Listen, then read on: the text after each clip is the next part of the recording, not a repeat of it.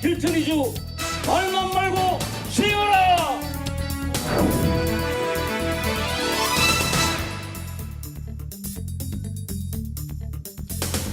부산의 지금을 보여드립니다. 안녕하십니까. 부산나우 아나운서 최현호입니다. 안녕하십니까. 강민채 PD입니다. 제주 올레길, 지리산 둘레길처럼 천천히 걸으면서 느린 여행을 할 수 있는 곳을 찾는 사람들이 점점 더 많아지고 있는데요. 현호 씨는 걷는 거 좋아하세요? 네, 운동을 위해서라도 일부러 시간을 내서 걷고 있습니다. 보니까 부산이 참 걷기 좋은 도시더라고요.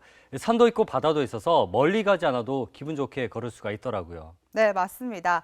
부산엔 산과 바다, 그리고 도심 곳곳까지 아우르는 산책길이 있죠. 바로 갈매길입니다.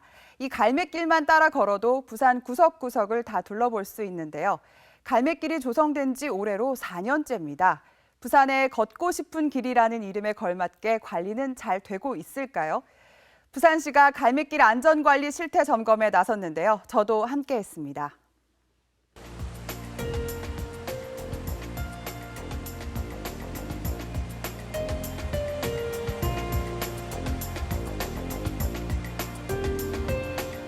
지난 3월 말 본격적인 봄나들이철을 앞두고 부산시가 갈매길 안전점검에 나섰습니다. 남항대교와 감천항을 잇는 갈매길 4코스의 안전점검을 함께 해봤습니다. 이번 점검엔 시군구 관계자는 물론이고 민간 안전 전문가도 함께했는데요. 점검반은 4코스의 중심에 자리한 해안 산책로에 위험 구간이 없는지를 중점적으로 살폈습니다. 이 부분 그런 낙석이 발생하지 않도록 묶어두는 역할을 하는 망을 씌우는 거예요. 그런데 여기까지 씌워놨고 여기가 우리가 있음에도 안 씌워놨다는 거죠. 그래서 이런 부위들은 만에 하나 저 지나가는 사람들한테 돌이 굴러가지고 맞았다. 사고가 날 수 있잖아요. 그죠? 그런 걸 방지하기 위해서 망을 씌워라. 산과 바다가 만나는 절벽 바로 옆에 산책로가 조성되어 있는 만큼 낙석의 위험이 많다는 지적이 계속됐습니다.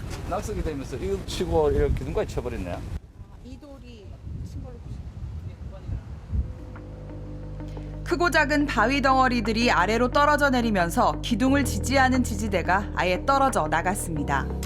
이건 좀 위험해 보이는데요. 네, 그렇습니다. 날이 풀리고 땅이 녹으면서 이렇게 큰 바위가 떨어져 내리는 겁니다. 저 용접 부위하고 연결 부위에서 탈락이 돼버린 겁니다. 네. 그래서 이런 부위들은 그 시급히 보수를 해야 되는 그런 상황입니다 지금. 이번 점검은 하루에 한 코스씩 총 9일간 진행됐는데요. 해안로의 다리나 난간에 부식이 없는지 구조물들을 살피고 낙석이나 토사 유실 등 걷는 사람들에게 불편을 주는 사항이 없는지 꼼꼼히 점검했습니다. 도색이 좀 벗겨진 부분이 있네. 꾸준한 관리가 필요해 보이네요. 네, 맞습니다. 관리가 미흡한 부분에 대해선 시정이 가능하도록 조치한다고 하는데요. 이번 점검을 통해 안전 난간이 고정되지 않은 구간, 난간이 완전히 파손된 구간 등 갈매길 전 코스에서 총 39건이 지적됐습니다. 갈매길은 기장 임남과 문텐로드를 잇는 1코스를 시작으로 부산의 숲과 바다, 그리고 도심에 이르기까지 총 9개 코스, 20개 구간의 산책길로 조성되어 있는데요. 또 다른 불편 사항은 없을까? 제가 직접 2코스와 8코스 사이를 걸어봤습니다. 8코스와 2코스가 이어지는 밀락교 부근, 지도상으론 이 부분이 서로 연결돼 있습니다.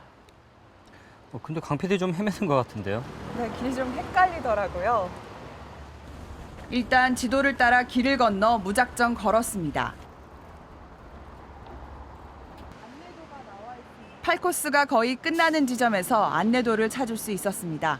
그런데 이 표지판을 봐도 자세한 현재 위치를 파악하기가 어려웠습니다.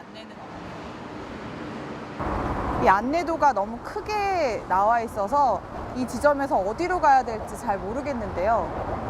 일단 한번 길대로 한번 가보도록 하겠습니다. 강 PD 이날 진짜 많이 걸었겠네요. 네, 운동 좀 했습니다. 그런데 문제가 생겼습니다. 밀락교 바로 건너편이 제가 가려는 이 코스인데요. 횡단보도가 없어 건널 수가 없습니다. 그럼 어떻게 가야 됩니까? 그러니까요. 저도 난감했습니다.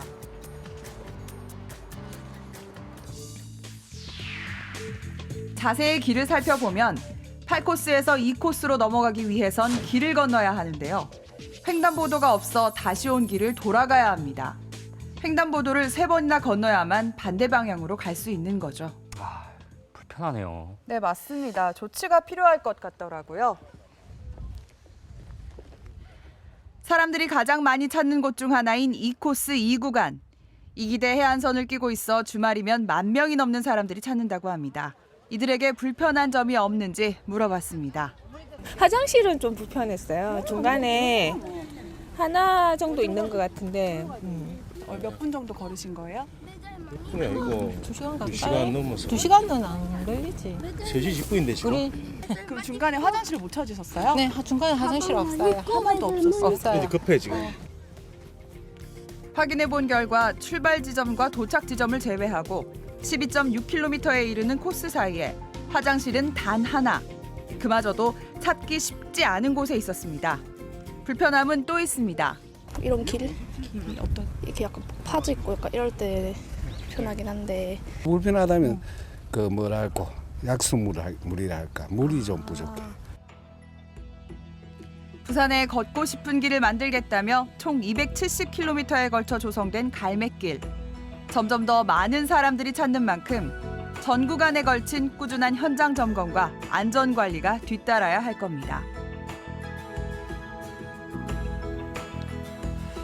저는 이 갈매길이 해안 중심으로 조성된 줄 알았는데 보니까 부산 전체를 한 바퀴 도는 길이네요.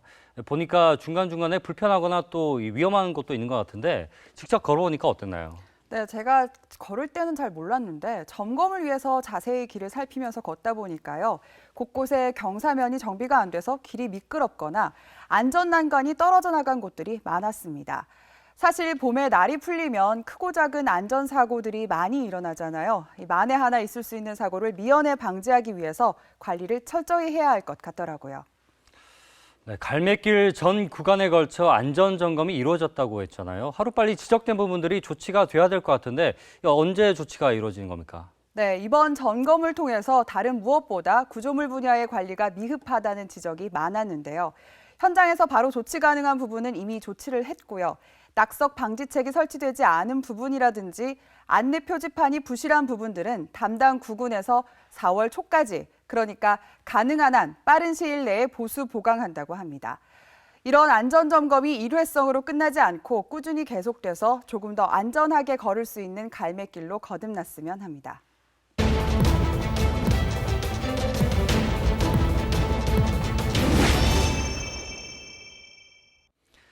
부산 나오는 셀카를 통해 여러분의 제보를 받고 있는데요. 시청자 여러분이 직접 프로그램에 참여하는 시간입니다.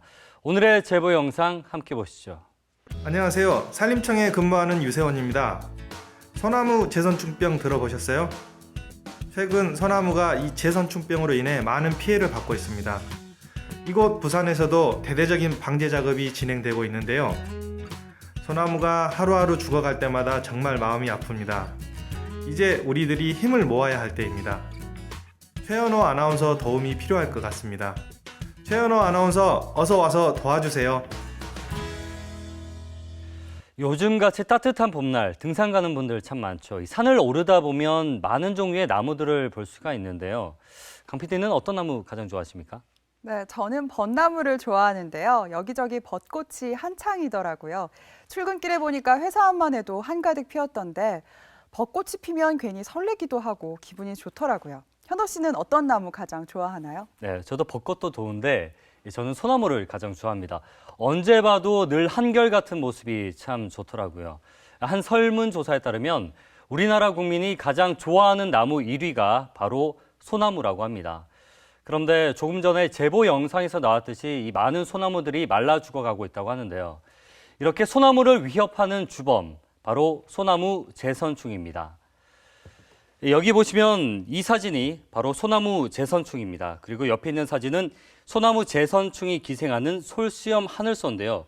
그러니까 이 솔수염 하늘소가 매개충인 거죠. 이 소나무 재선충은 보시다시피 1mm 정도의 실처럼 가느다란 벌레입니다. 이 벌레가 솔수염 하늘소 몸 안에 기생하다가 솔수염 하늘소가 소나무의 새순을 갉아먹을 때 소나무로 침투한다고 합니다. 침투 후 재선충이 수액의 통로를 막아 소나무를 말라 죽게 하는 거죠. 전문가의 말에 따르면 사람으로 치면 숨구멍을 다 막아버리는 것과 같다고 합니다. 숨구멍을 막는다고 들으니까 정말 심각할 것 같은데요. 소나무 재선충병 정말 심각하네요, 현호 씨. 그렇습니다. 소나무 재선충병은 1988년 부산에서 처음 발생했는데요. 최근 들어 다시 급격히 증가했다고 합니다. 도대체 어떤 상황인지 화면으로 만나보시죠. 여러분 안녕하십니까. 오늘의 셀카 다이어리. 오늘 저는요 영도구 복례산에 왔습니다. 놀러 온 건 아니고요. 지금 복장이 보이십니까? 심상치가 않지요. 네. 오늘 소나무 재선충병이 심각하다는 얘기를 듣고 제가 소나무를 구하러 직접 이렇게 왔습니다. 오늘 저를 도와주실 산림청의 유세원 팀장님 먼저 만나보도록 하겠습니다. 팀장님 안녕하세요. 네, 안녕하십니까. 창기슭에 저를 기다리고 계셨군요. 예. 반갑습니다. 방제 과정 어떻게 됩니까? 감염된 나무를 예. 발체를 한 뒤에 네. 잘게 썰어서 그거를 한쪽에 곱게 쌓아놓고 네, 거기다가 네. 약재를 뿌린 다음에 네. 밀봉을 해서 네. 하는 방법입니다. 그럼 오늘 제가 그걸 이제 하게 되는 건가요? 예, 오늘 한번 해보시죠.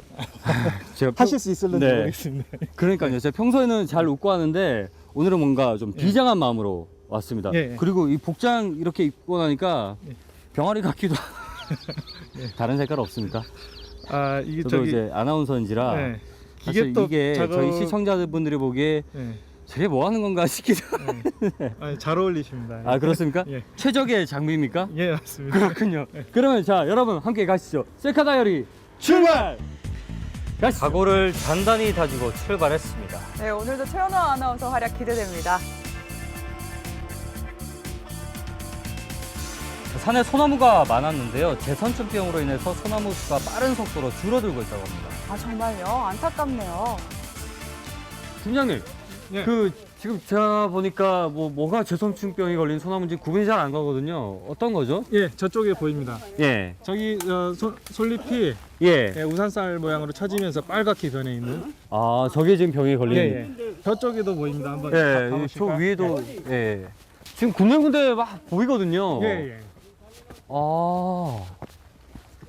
재선충병 걸린 소나무 처음 봤습니다. 예. 이 바로 앞에 예, 여기 이것도 있고 여기도 있고요. 예, 맞습니다. 잎이 딱 저런 갈색으로 물들기 시작하면 이제 그 재선충병이 걸렸다고 판단을 내리는 건가요? 예. 저희들은 의심목이라고 표현을 하고요. 네네네. 예. 그런 나무들을 다 방제 작업을 하고 있습니다. 재선충병 걸린 소나무 왜 이렇게 많은 건가요? 최근 지구 온난화 더불어서 예. 2013년 무렵부터 예. 상당히 발생량이 늘어나고 있습니다. 아, 그렇군요. 알아보니까 상대적으로 기온이 높은 남부 지역의 재선충병 피해가 더욱 심각한데요. 부산도 예외는 아닙니다. 2010년부터 점점 늘어나더니 2013년에 피해가 어마어마하게 커졌고 최근까지 이어지고 있습니다. 아, 이렇게 보니까 얼마나 심각한지 다시 한번 안녕하세요. 느껴지네요. 작업하고 계신 건가요? 지금 어떤 작업을 진행하고 계신 건가요? 소나무 고사목을 예. 지금 저 배라고 지금 작업 중입니다. 아, 지금 보니까 지금 이 나무가 고사한 거죠? 예, 완전히 고쳐있답니다. 일명 소나무 에이즈라 불리는데요. 한번 감염되면 치료할 방법이 없다고 합니다. 넘어간다.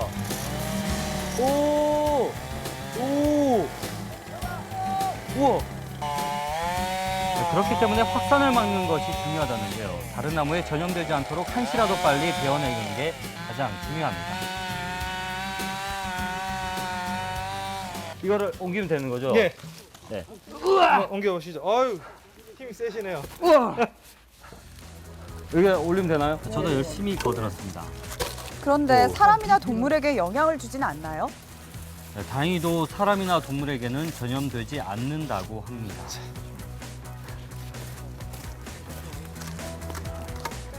여기다 둘까요? 매개충을 제가 직접 눈으로 확인할 수 있을까요? 보일 수 있을는지 모르겠지만 한번 찾아보도록 하죠. 예. 육안으로 볼 수 있는지. 덮기로 한번 벗겨보겠습니다. 네네네.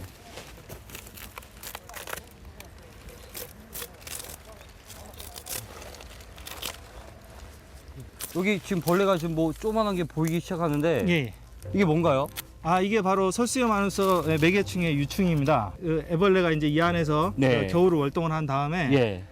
번데기가 됩니다. 예. 그래서 번데기가 됐다가 5월 중순 이후부터 6월쯤 되면 성충이 돼서 예. 이 나무 밖으로 빠져나오게 됩니다. 예. 그 매개충이 이제 돌아다니면서 다른 나무들을 가해를 하고 아. 전염을 시키는 거죠. 그래서 그렇군요. 저희는 그 성충이 나오기 이전에 그럼 통상 이제 5월 이전에. 예. 저희 4월 말까지 작업 목표를 갖고 있습니다. 아, 그래서 지금 빨리 해결을 해야 되는 예, 거군요.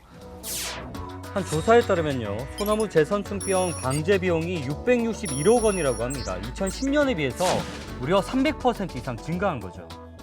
쌓아둔데 뭔가 좀 해야 될 것 같은데. 복장도 완벽하신데 약재 처리 한번 해보시죠. 그 드디어 제 복장이 이제 빛을 보는 순간이지 않습니까? 예. 요 앞에 약이. 예, 맞습니다. 예, 이게 지금 요 아이고. 이 약재를 뿌리게 되면 네. 이 안에 들어있는 제선충이나 솔수염, 하늘소 네. 같은 것들이 다 죽게 됩니다. 박멸시키는 거네요. 예, 맞습니다. 강력한 약이군요. 예, 맞습니다. 자, 한번 뿌려보시죠. 예, 제가 한번 해보겠습니다. 자, 네, 약을 뿌릴 때 가급적 피부에 닿지 않도록 바람을 등지고 약을 다 뿌렸고요. 예, 덮개를 한번 덮어보시죠. 예.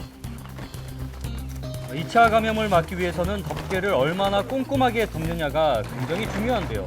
도중에 열리지 않도록 관리를 철저히 해야 합니다. 녹색포로 예, 덮었어요. 예. 그럼 앞으로 향후에는 어떻게 되는 겁니까? 이 안에 들어있는 약재는 네. 상온에서 기화돼서 가스로 변하게 됩니다. 그러면 해충들을 예. 살충을 하게 되고요. 네네네. 살충 훈증 작업을 한 이후에 6개월 동안은 이 상태로 계속 보관을 하게 됩니다. 6개월이나요? 예, 예. 재선충이 기생하는 솔수염 하늘소가 활발하게 활동하기 전인 1, 2월 동안 소나무에 나무 주사를 놔서 예방하고 있습니다. 예방부터 마무리까지 완벽하네요. 좀 해보시니까 어떠세요?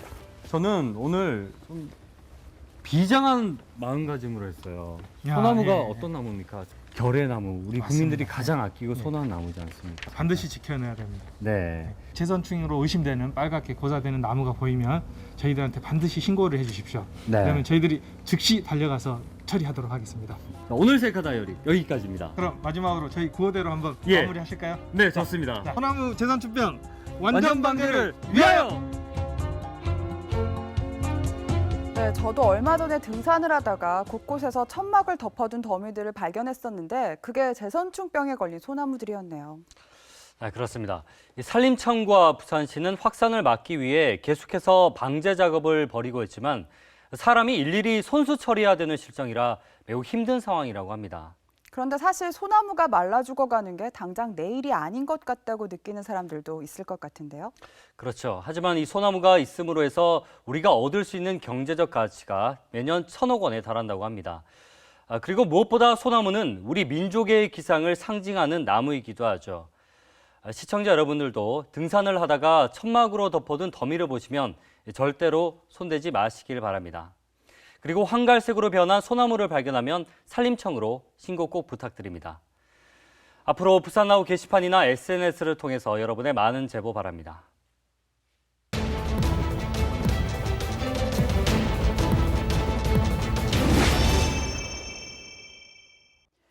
지난달 31일 고리 원자력발전소 3호기에서 불이 나 30여 분 만에 진화되는 사고가 발생했습니다. 불이 난 부분은 원전 가동과 안전에 영향을 미치는 핵심 시설이 아니어서 발전소는 정상 가동됐지만 뉴스를 접한 시민들은 놀란 가슴을 쓸어내릴 수밖에 없었죠. 잊을만 하면 크고 작은 사고가 터지는 원자력 발전소. 원전과 담 하나를 사이에 두고 사는 길천마을 주민들의 불안은 이루 말할 수 없을 겁니다. 동네 어디서든 고개만 들면 원전의 둥근 지붕이 보일 정도니 세계적으로 마을과 이렇게 인접해 있는 핵발전소는 유례가 없다고 합니다. 길천마을 주민 900여 세대는 이미 30년 넘게 한국 수력 원자력의 집단 이주를 요구하고 있는데요. 고향에서 평생을 살아온 사람들이 스스로 마을을 떠나게 해달라고 요구할 수밖에 없는 상황. 그 심정이 감히 상상이 되질 않습니다. 거리마다 검은 현수막이 펄럭이는 마을에는 웃음과 온정이 사라진 지 오래입니다. 거대한 송전탑에 짓눌린 채 살아가는 주민들의 삶을 화면으로 만나보시죠. 한국수력원자력 고리본부에 접한 기장군 길천마을. 주민 김재웅 씨는 원자력 발전소가 들어온 자리에 원래 고향을 내주고 40여 년 전 이곳 마을로 이사를 왔습니다.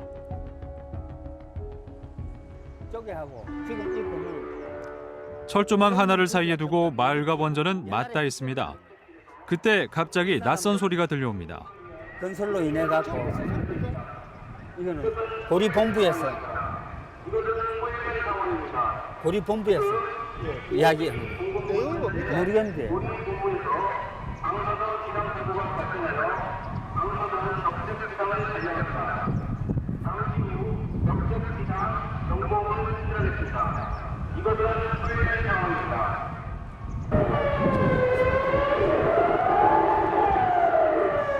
원래 고향을 잃음과 동시에 제2의 고향에서도 이 같은 상황에 처한 그는 하루하루 불안한 마음을 감출 수 없습니다. 어쩌다가 한 무슨 계속 나면은 오히려 이건 이래서 나는갑다 느낌이 있어갖고 별 그게 없는데, 어쩌다가 삶이 열심히 일하고 있는데 한번 사이렌 소리가 울리게 되면은 저기 어디서 나는 거고 마을에서도 하는 것도 아니고 행정에서 하는 것도 아니고 환수원에 하는 것도 아니고 한전에 무슨 사고가 있었노, 또 이렇게 생각하다 보면은 사람이 때로는 정말로 어렵게 생각하면서 온전을 멀리 떨어져서 살라고 할 수밖에 없는 이런 심정이에요.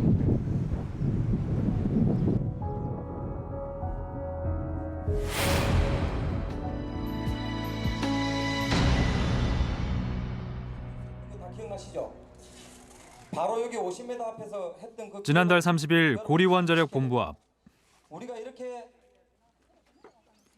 길천 주민 500여 명이 모여 항의 집회를 벌이고 있습니다. 자, 큰 소리 보겠습니다. 국민들아, 내 평생 소원이 약속한 길천 이주 말만 말고 시행하라. 시행하라. 시행하라.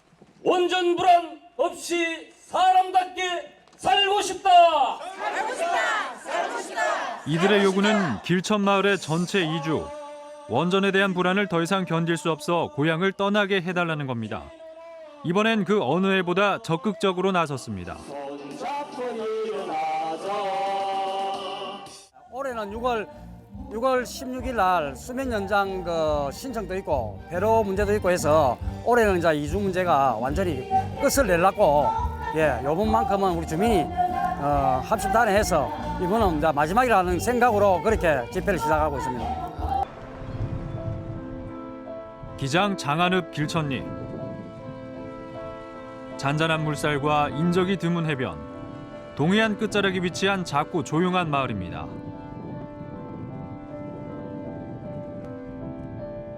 하지만 주민이 기억하는 마을의 옛 모습은 지금과는 달랐습니다. 구리터가 있었고 이제 이것이 이제 매립대가 이제 집을 짓고 이제 해서 그렇지. 이게 옛날에는 전부 다 요 해수욕장. 해수욕장 손님이 엄청나게 왔습니다.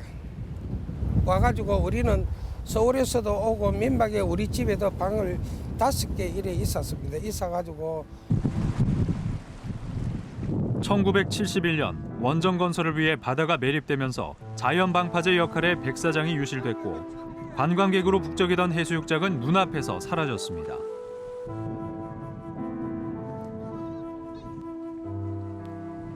원전으로 인해 주민들의 생계가 위협을 받기 시작한 것입니다. 지역 경제에 큰 몫을 담당하던 어업 역시 사양길로 접어들었습니다. 어로 제한구역이 설정돼 어획량이 줄고 소라, 전복 등도 자취를 감췄습니다. 원전이 들어가지고 지금 현재로는 참 어민들이 참 힘듭니다. 의미적으로 자기의 땅이라고 점령 사용구역이라고 앉아 들어봤어. 한전은 이거는 보기 싫다. 그래서 큰 배를 모아가지고 멀리 갑니다. 사실은 멀리 갑니다.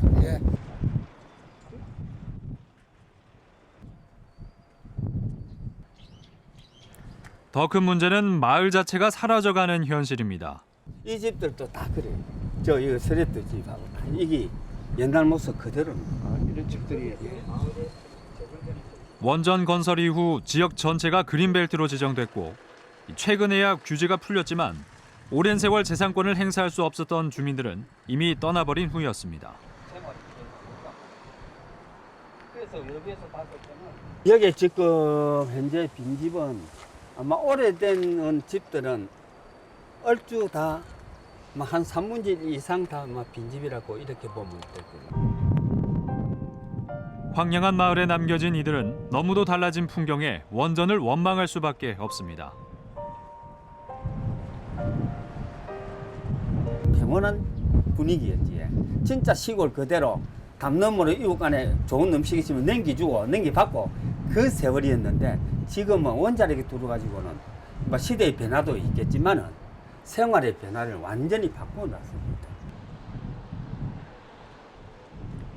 최근 마을엔 한 가지 더 변화가 생겼습니다. 한수원 측 마을 지원 사업의 일환으로 스포츠 문화센터가 문을 열었습니다.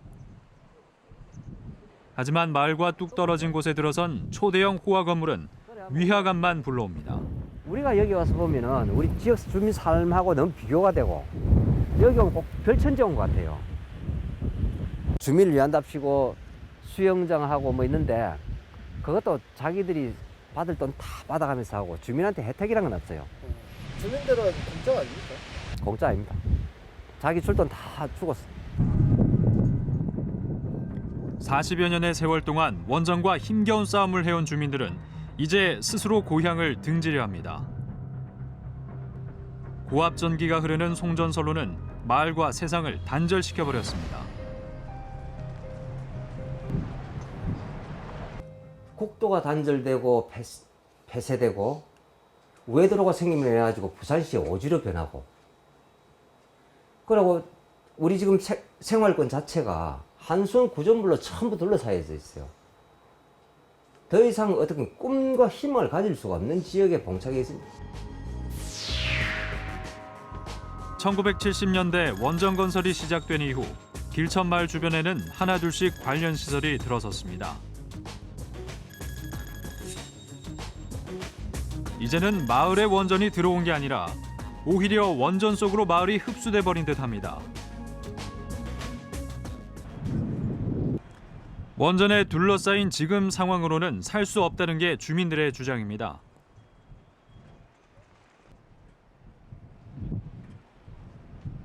최근 주민들이 이주를 요구하게 된 결정적인 계기는 동네에 퍼진 흉흉한 분위기 때문입니다. 그 이쪽 동네 분들 중에 갑상선 걸리신 분들이 많아요. 많죠. 안 걸리신 분들이? 예. 얼마나 많? 내가 알기로는 뭐 한 젊을 때 원자력 초창기에 원자력에서 종사하고 했던 그런 사람들 지금 한 6, 70대 되는 사람들 우리 뭐 예를 들어서 우리 모임에 한 20몇 명 있는 그 사람들도 지금 한 70% 다 암으로 다 죽었어요. 돌아가신 다 죽었어요. 다 죽었어요. 작년에 석 달에 시작하고 여기 1월 달까지 7 죽었거든. 아파가 전부 암으로 죽었어요. 아프신 분들이 많아요? 많지요. 한 목소리로 암에 대한 의혹을 제기하는 주민들. 최초로 의혹을 공론화시킨 이진섭 씨를 만나봤습니다. 20여 년간 원전 근처에 살아온 그는 본인과 아내에 이어 장모까지 암이 발병하자 2012년 한수원을 상대로 손해배상 소송을 제기했습니다. 그리고 지난해 10월 갑상선 암에 대한 위자료 1,500만 원을 지급하라는 원고 일부 승소 판결을 이끌어냈습니다.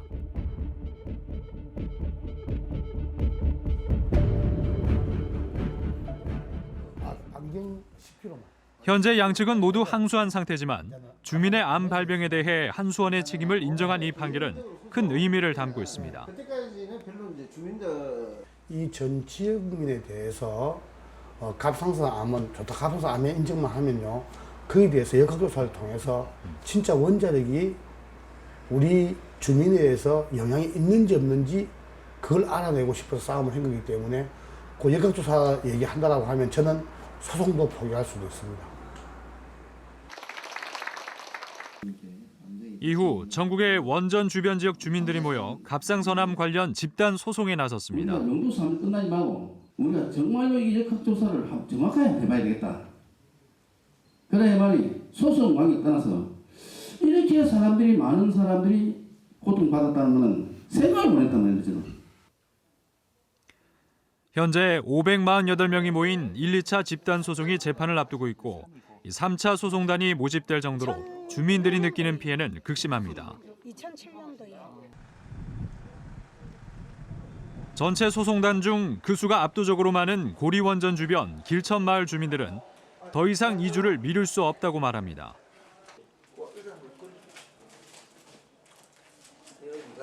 근데 약속들은 수없이 해왔어요.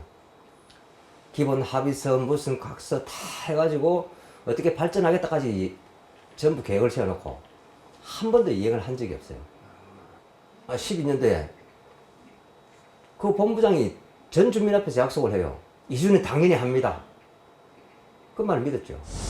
제가 보기도 저희들이 제대로 지금까지 부족한 게 많았고 그거에 대해서 주민의 전체 이주에 대해서 저희들이 적극적으로 추진하도록 하겠습니다. 1980년대부터 주민들이 지속적으로 요구해온 이주에 관한 약속은 2011년 전격 합의되는 듯 했습니다. 주민들은 용역 결과에 모든 희망을 걸었습니다.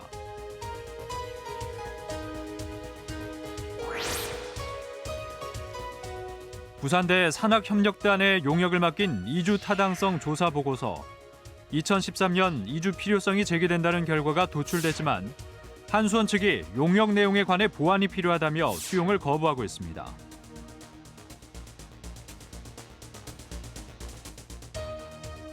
그 사람은 지금 그 약속한 사람은 지금 본사에 가지고 임원이 돼서 잘 근무를 하고 있더라고요. 만나니까 뭐라고 그러시던가? 거기에 대해서 이런 뭐 어떤 책임될 만한 질만한 일이 전혀 없었다. 제가 거기 근무해봤는데 약속을 못 지켰으면 미안하다고. 다음에 마을에 무슨 일이 있으면 적극 협조하겠다고. 적극 협조하기는 약속 지키는 거죠. 한수원이 약속을 이행해야 한다는 게 주민들의 주장. 명확한 대책을 내놓지 않아 갈등이 점점 깊어지는 가운데 한수원의 답을 들어봤습니다. 1652명인데 주민분들께서 주장하시는 그 약속이란 부분이 이주 용역을 이주가 타당한지 안 한지 한번 용역을 해보자 이런 데 대한 어떤 언급이었고요. 공식적으로 이주를 시켜주겠다라고 하는 부분은 사실 저희 입장에서는 누군가가 얘기할 수 있는 부분도 아니고 법적으로도 그런 지금 요건이 안 되고 지금 현실이 그렇습니다. 아무리 공기업이 어쨌든 공기업이 이주 자체에 대한 합의는 아니었다는 반응. 애초에 공기업 차원에서 할 수 있는 일이 아니었다고 발뺌을 합니다. 한수원의 말만 믿고 있던 주민들은 다시 한번 희망을 잃었습니다. 답이 없는 논쟁만이 계속해서 벌어지고 있는 길천마을. 주민들이 갈 곳은 어딜까요? 꼭 하는 말이 한수원이 뭐니까 상생. 지역과 함께하는 한수원. 응? 신뢰. 꼭 그 이야기를 하거든. 요번에는 꼭 믿어달라. 그럼 믿다가 지금까지 온 거잖아요. 후쿠시마 사고 이후 원전에 대한 불안감이 높아지면서 주민들의 요구도 더욱 거세진 것이 사실입니다. 요구 조건이 매번 달라지기 때문에 대응이 힘들다는 게 한수원 측의 주장이지만 상황이 긴박하게 돌아갈수록 주민들의 불안은 극에 달하고 또 자신들의 권리를 위해 더욱 강력하게 이주를 주장할 수밖에 없었을 겁니다. 한수원 측은 전원개발촉진법 등 제도적 문제 때문에 집단적 이주를 돕고 싶어도 어쩔 수 없다는 입장이고 주민들은 자신의 권한이 아닌 일로 그동안 시간을 끌어왔다며 한수원을 비난하고 있습니다. 지킬 수 없는 약속만 번복해온 한수원의 해결을 미루기만 하려는 자세는 주민은 물론 원전에 대한 대국민 불신만을 키울 뿐입니다. 최근 원전 경각심이 높아지면서 원전 반경 700m 이내에 거주가 금지됐던 현행법의 범위를 확대하는 방향의 입법 움직임이 일고 있습니다. 이런 추세를 감안해도 길천마을의 이주가 더 이상 미뤄질 이유는 없어 보입니다. 주민과 한수원 그리고 기장군 모두의 적극적인 노력을 통한 조속한 해결이 필요할 것 같습니다. 대한민국 국민으로서 최소한의 행복을 추구할 권리를 돌려달라는 주민들의 호소. 안타까운 상황을 벌모로 주민들과 줄다리기를 하는 일은 멈춰야겠습니다. 부산나우 다음 주에도 발빠른 이슈들로 찾아뵙겠습니다. 고맙습니다.